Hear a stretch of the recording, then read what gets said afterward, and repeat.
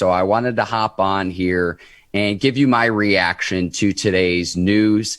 Ike is on the road right now, and so normally he would be joining us to explain why the Steelers made this decision. And so everything you hear after this during today's episode of the Bleav in Steelers podcast, Ike and I recorded before the Steelers had decided to release David DeCastro. But a 6-time Pro Bowler, a 2-time All-Pro, a guy who helped pave the way for Le'Veon Bell when he was doing his thing for the Steelers too. But it saves the Steelers $8.75 million in cap space.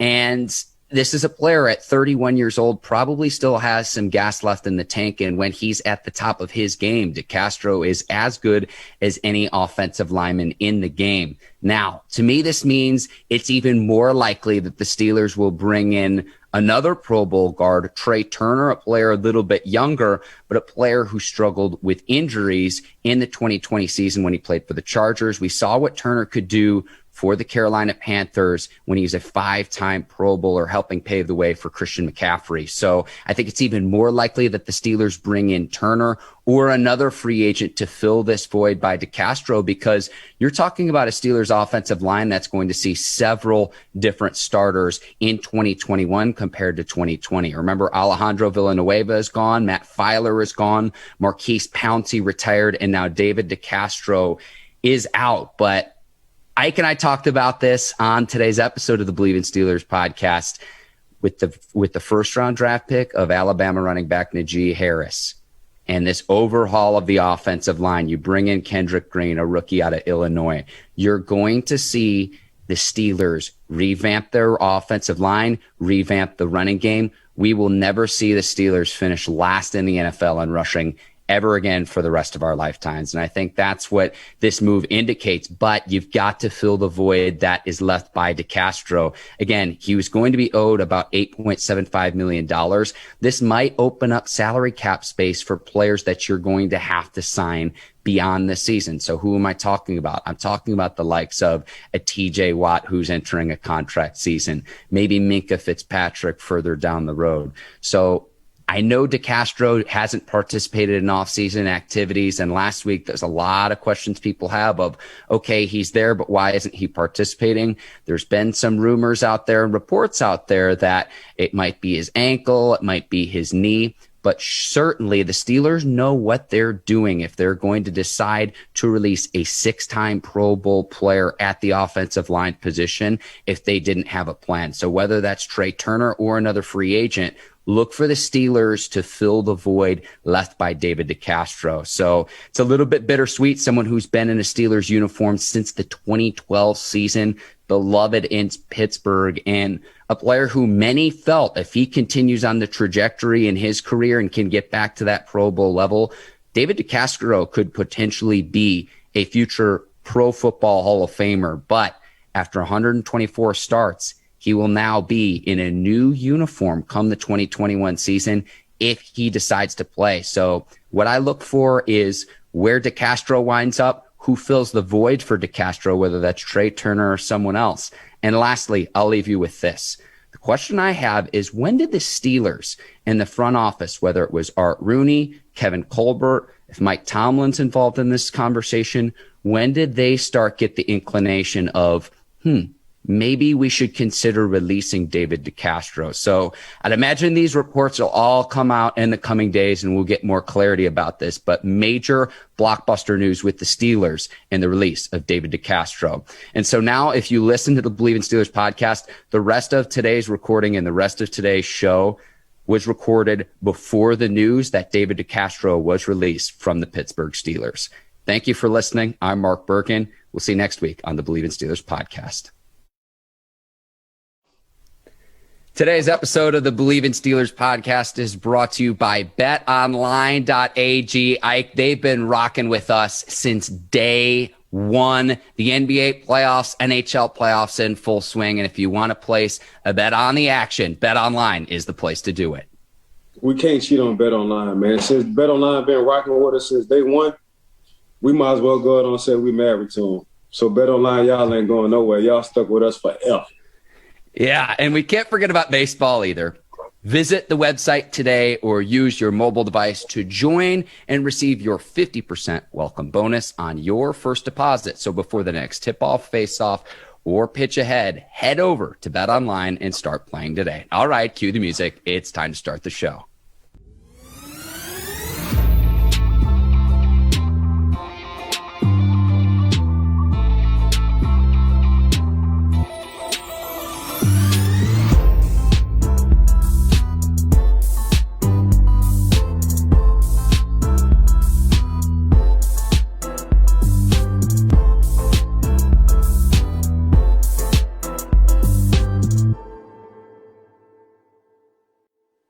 And welcome into another edition of the Bleav in Steelers podcast on the Bleav Podcast Network. I'm your host, Mark Bergin, joined as always by my guy, two-time Super Bowl champion, 12-year veteran of the Pittsburgh Steelers, Ike Taylor.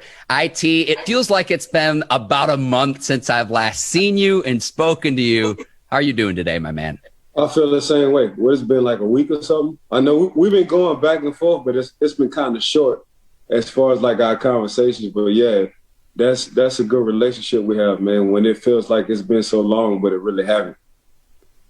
A lot to unpack on today's show, including Carl Nassib announcing that he is gay. We will also discuss whether the Steelers should bring in another offensive lineman. Trai Turner still out there in free agency. But we're going to start with the news that broke this morning, Ike. We're recording this on Thursday, or as I like to call it, Friday Eve. The Steelers will host their training camp in Pittsburgh for a second consecutive season. And Ike, I'm going to be honest with you. When we had Donnie Druin of Sports Illustrated on about a year ago around this time, he told us about how the people of Pittsburgh really love visiting Latrobe. For them, it's kind of like going to somewhere in the Caribbean. That's what they do on their vacations. They go see Steelers training camp at Saint Vincent College in Latrobe, Pennsylvania. I'm a little bit bummed out, but it's the league's decision. And clearly the Steelers wanted to be back where they've had training camp since 1967. What'd you make of the news this morning? By the end of the day, you got to keep your product safe. And your product is the players and the employees for the NFL. So, yeah, the vaccinations are out. It's just sad because even when I was playing, all you heard was from the fans, this is our vacation. We can't wait till this time of the year. We can't wait to tailgate. We can't wait to rent RVs. We can't wait to stay in hotels. We just can't wait. You know, we spend and we save up for these 3 or 4 weeks when it came down to the Pittsburgh Steelers at Latrobe. Like, we love sitting on the hill. We love picnicking. Like, that's what Latrobe brought to the table as far as from a fan standpoint. But like I say, the NFL got to protect their product, and the product is the players and the coaching staff. So maybe next year. I'm sure it sucks because you do like going down the hill, signing autographs for the fans, taking pictures for the fans, seeing little kids, seeing grandmas, grandpas. It's a good experience. But from a higher up standpoint, I get why it was denied. And just from you telling me this right now, man, you got to protect the product, and the product got to play on the field because Pittsburgh is a prestige organization, and you can't have guys not playing, especially your main guys. I've seen reports that the Steelers team is above an 85% vaccination threshold. That's good news. I just feel bad for some of the businesses. And Ike, we've had great conversations about your training camp memories of, I know back in the day, and you always mentioned how Coach Tomlin gave you quite a long leash of some of the different establishments you would frequent in Latrobe, Pennsylvania. And so that's really who I feel worse for. I kind of liken it to my experiences visiting Louisville, Kentucky for the Kentucky Derby. A lot of businesses in that area do the vast majority of their commerce during that big festivity or that big event. And certainly training camp is that for the people of Latrobe. And so hopefully the Steelers can return in 2022. You certainly understand the precautions that you want to be in place. And that's something that I know the NFLPA president, J.C. Tretter of the Cleveland Browns, has done an excellent job in the interviews he's been in, explaining how a lot of the same protocols that existed during the 2020 season when player movement, team movement was a little bit more limited because we didn't have access to the vaccines and to make sure that people could stay safe. In the offseason, the team can only keep you for, say, 3 or 4 days at a time. And so just to ensure that there is player safety, and when I say 3 or 4 days at a time, I'm talking about OTAs and minicamp, not training camp. But because those same protocols aren't in place as there were during the 2020 season, when, again, there was a lot more uncertainty of what exactly is going on with the pandemic, it makes sense that the league makes this decision. I am looking forward to, and it's going to make that 2022 return to Latrobe, Pennsylvania, all that much more sweet. Yeah, it will. Like you say, man, everything, this pandemic it's been a blessing and a curse for a lot of people for a lot of different things. You know, it has killed a lot of people. It divorced a lot of families, but it has brought a lot of families together.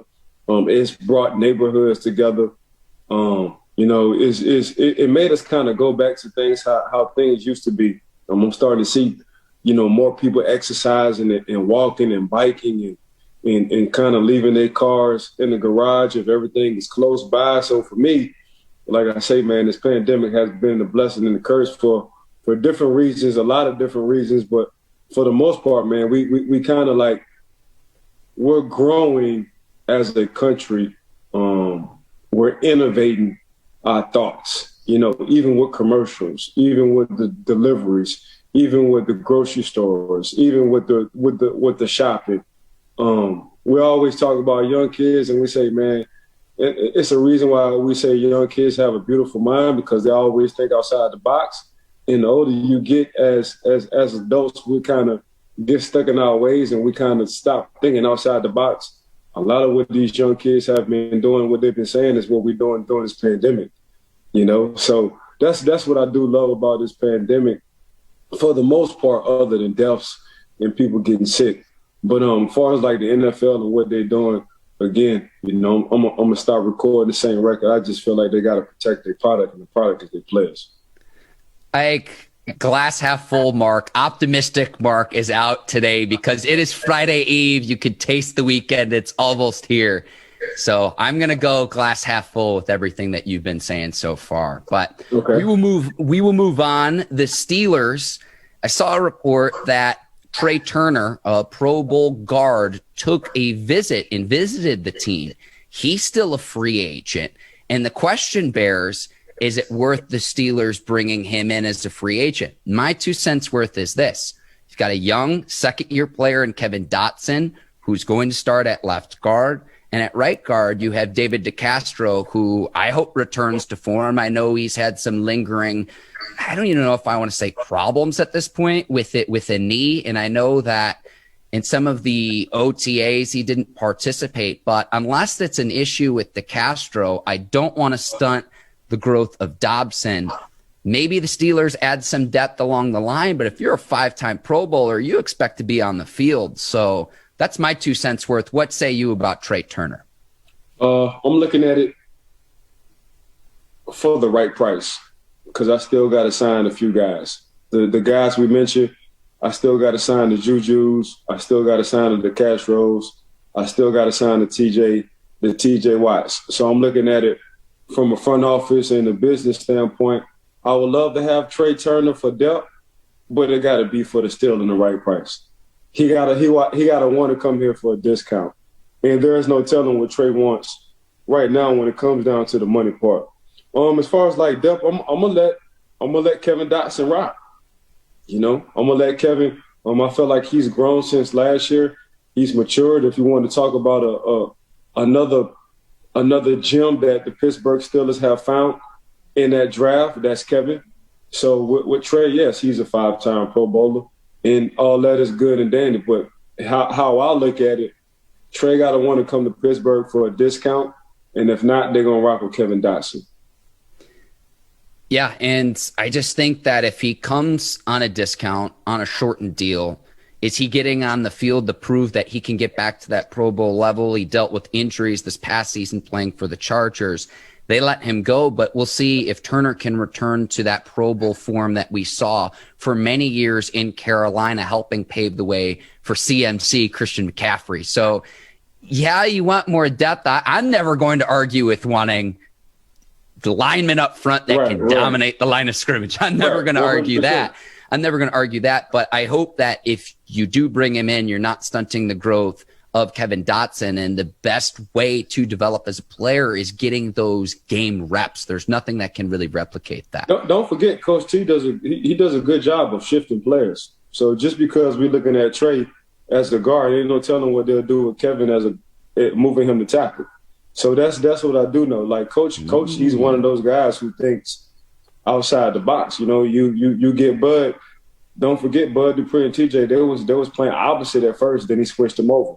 Like I feel like, but then he wound up matchmaking. You know what? Okay, since TJ kind of like to do his thing and Cam really is by the book, I'm gonna put TJ and Cam on the same side, and I'm gonna put Bud and Tuitt on the same side. So don't get this twisted. Like Coach he's very strategic in his thinking. So if they do bring Trai in, that doesn't mean Kevin is not going to have a position on the field, a starting position on the field. You got to watch and kind of see the big picture on Coach T and what he's thinking. Ike Taylor with the eagle eye right there. You notice these things that I wouldn't otherwise notice. Then you pointed out, and it's like, how did I not see that before? And that's just, I try to think like a coach, bro.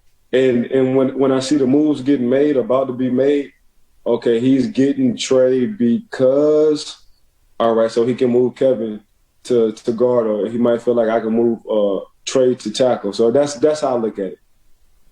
Yeah, and Kendrick Green, the rookie coming in from Illinois, looks to be the center of the future, filling that 100%. Void by Marquise Pouncey. So I want to keep him at the center position and getting comfortable there because he does have experience there, had more experience at the collegiate level at the guard position. So I want him at center, and I want him focusing at the center position. Whereas, like, I know he's capable of playing guard, but I want him to get comfortable playing one position at the NFL, especially coming in as a rookie this upcoming season. And again, I go back to, unless DeCastro is dealing with injuries that we're unaware of right now, Ike, we talked about it. It was either last week or the week before, of his contract's coming up too. If he gets back to an all-pro level, and we know how excited we are about Najee Harris in the backfield. Oh, man, we might have action. Like, I'm going to say this right now. Last season will be the last time that the Pittsburgh Steelers will finish last in the NFL in rushing for the rest of our lifetimes. Yeah, 100%. I mean, that's coming from Mr. Rooney. Mr. Rooney said it himself. We will not finish last in rushing ever again. That's what we're not known for, and that's something we won't do. Getting back to this offensive line, though. I'm looking at DeCastro, I'm looking at Trai. So I'm looking at DeCastro and Trai, and I'm looking at a young, what's the center name again? Kendrick Green out of Illinois. I'm looking at Kendrick Green. So if I got two veteran guys sitting at the guard position, Kendrick Green will feel more comfortable and safe from calling plays. He will have help from the inside when it comes down to trying to diagnose defense and who the mic is from a Trai Turner or DeCastro, move Kevin Dotson and company to the outside. I can see that happening. Yeah, and Zach Banner's going to be back at right tackle. Looks like Chuks Okorafor is going to be the left tackle right now. But like I said off the top, Ike, I'm not going to argue about adding depth at either line position. Like, let's get dudes who can just maul opposing either defenders or offensive linemen up front. A lot of good free agents still available. Richard Sherman still out there. Steven Nelson from the Steelers, still free agent. And then another tackle, Mitchell Schwartz, who is on the Kansas City Chiefs. Still a lot of good free agents. And as we move into training camp and get into the preseason, inevitably there's always some injuries. I'd imagine that each of those players will be on an NFL roster come week 1 of the 2021 season. Yeah, time will tell. We'll see. That was just a visit, but like I said, I think Trai, I don't know if he's looking for some cheese and the free agents that Pittsburgh have coming up with the TJs and the Castros and the Jujus. Time will tell when it comes down to that, but if Trai give Pittsburgh a discount, I'm sure Pittsburgh would definitely take it. Okay, we will move on to our next subject topic. Las Vegas Raiders defensive lineman Carl Nassib announced that he's gay, and he becomes the first active NFL player to do so. And this was surprising to me. I did some basic math. There are more than 26,000 players that have played in the NFL in the league's 101-year history. Right. And we'll get into this conversation a little bit based on my experience. I'm a University of Missouri grad with Michael Sam. I'm just surprised this didn't happen sooner, considering you've got 32 teams in the league, 53-man rosters. That's nearly 1,700 active players at any given time. To me, when I first read this headline, it's like, wait a second, wasn't it Michael Sam? Remember, Michael Sam didn't play in a regular season game. He did play in the preseason for the Rams, made the practice squad for the Rams and the Dallas Cowboys, but never played in a regular season game. Again, to me, I was just surprised that this hadn't happened already. Yeah, this subject, for the guys who are, some guys like to be in private. You know, they don't want everybody in their business. They feel like they don't have to open up to the world, because this ain't the first time, you know, somebody's been gay in the NFL. Mm-hmm. I'm sure I've played against, or probably had a teammate who was, but heck, if there was, oh well, you know, it's all love and respect.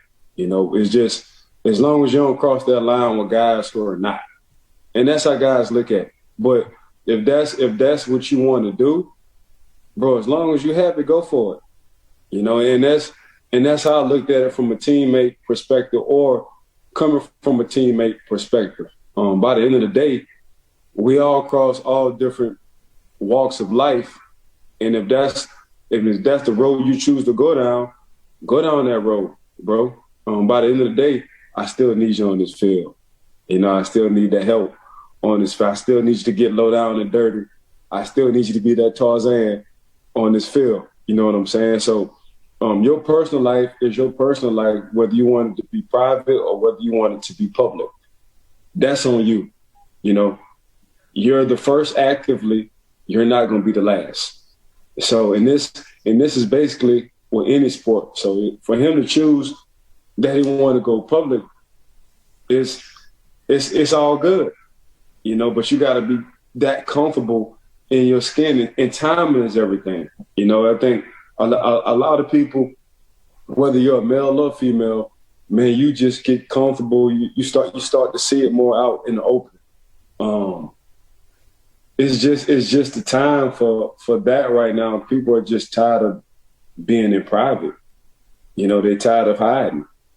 And I get it, but this been going on for years. You know, this been going on for centuries.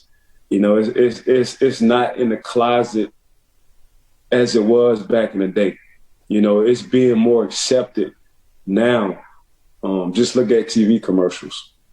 You know, just look at movies, look at Netflix. They have scenes, some kind of scene in a Netflix or in a commercial. So it's just being more, you know, acceptable now on being gay. But for Carl, man, he wound up having the #1 selling jersey in 2 days. That's what I did see. That's what I did see. So, I mean, kudos to Carl, man, for coming out. He didn't have to do it. He just chose to do it. So, and you gotta understand when you do it what comes with the territory. So, by the end of the day, it's still all about playing football. If you're a dog and a monster and playing football, who cares? Yep. You know, and even if he not, who cares? That's that man's personal business. That's what he want to do. So whatever floats his boat, whatever makes you happy, whatever makes him happy, go for it.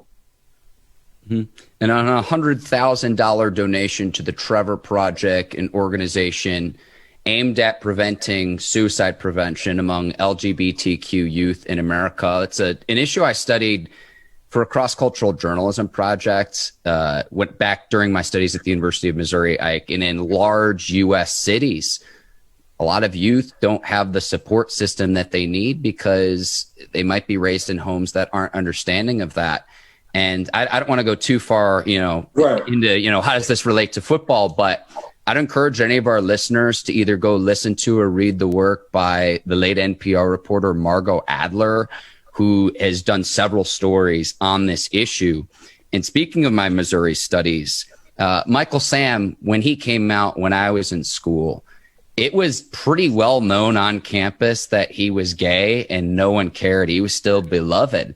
But what ended up happening was a lot of his teammates knew he was gay. People around campus knew he was gay because he would go to an LGBTQ friendly bar called the SoCo nightclub in downtown Columbia. It's now defunct. It's no longer there.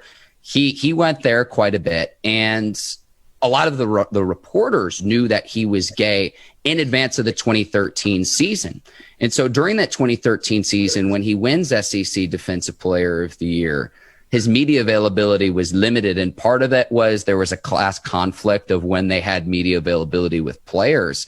But there were several reporters who knew in and of advance that was to be that he was gay, and they wanted to interview him about it. But instead of just outing him, they wanted to be able to have him speak for himself about that. And honestly, I give my Mizzou community a ton of credit for that, instead of just outing him without actually talking to him first. And so kudos for the Mizzou community when it comes down to the media, because egos could have been a part of that. Oh, I'm about to be the first. Yep. The first one to break the story. Yep. The fact that they had, and which is some kind of heart, because the media can be cold-hearted. Yep. Whether it's the truth or not the truth, somebody always want to be the first on breaking something, the news. But the fact that the Mizzou media community let that man, let him do it on his own, that says a lot, bro. So kudos to the Mizzou, media community for letting Michael Sam be the first, to do it instead of looking for a breaking news story. Yeah. Well, I'd argue it's the world's best journalism school, being an alum from there. But when that happened too, and then Michael Sam didn't work out in the league. Part of it was, a poor NFL combine performance. He was kind of a tweener size. He wasn't quite big enough to be a defensive end, but he was he was oversized to be a linebacker. And when he did have his chances in practice and in preseason, there was inconsistent play. But when that happened, I remember where it was just like, it was not by any means a secret among people who were pretty plugged in across the University of Missouri campus. At least when that story came out, it was really a surprise to really none of us. And we didn't care. We didn't care because honestly, he was one of my favorite athletes to watch at Mizzou. I remember one fall afternoon, he had 3 sacks against the University of Florida, and he had this trademark fist pump after every sack. And you talk about getting a stadium, tens of thousands of people fired up. Oh, my Lord. It was awesome to watch. It's phenomenal.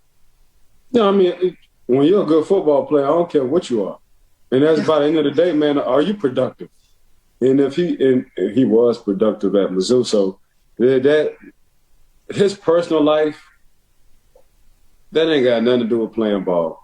So, man, as long as you one of the boys on the field and we all being productive and we all got one goal, that's winning games and trying to get to championships, national championships, and you're a big contributor because Michael Sam was a big contributor, I get it. Whatever you want to do in your personal life, man, that's your personal life. And I've always been there.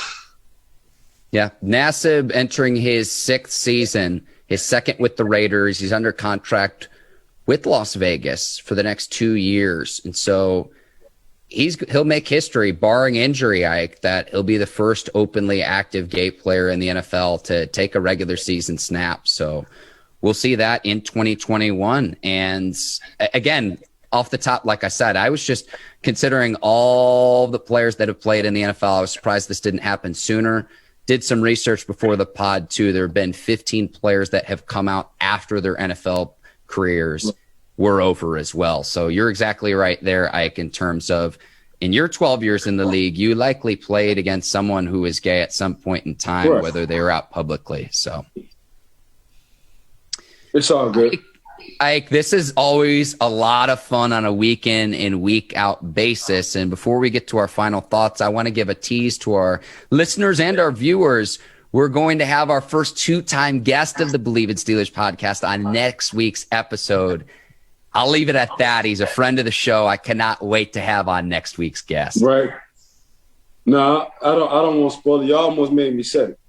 So, y'all almost slipped up and said it. But yeah, make sure y'all tune in. We got a guy that y'all like, kind of Aki, kind of weird. Got like a Pittsburgh accent. So yeah, but it's gonna be fun. So make sure y'all tune in next week and a couple of weeks after that. Want to give a huge shout out to BetOnline for rocking with us.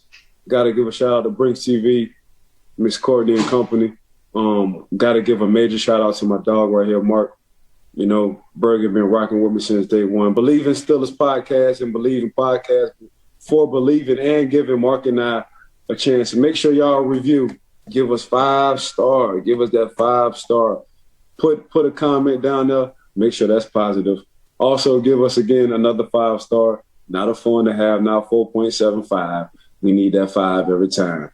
But I want to thank all the viewers and listeners for just tuning in to us, Mark and I, on the weekly at the Bleav in Steelers podcast. Yeah, Ike, make sure they give you 5 stars. The viewers and listeners can roast me. That's fine. I could take the heat. I don't mind getting roasted. Just they got to understand I'll roast them right back, though. I love it. For Ike Taylor, I'm Mark Bergin. Thank you for listening to the Bleav in Steelers podcast. We'll see you next week. Take care, and so long, everybody.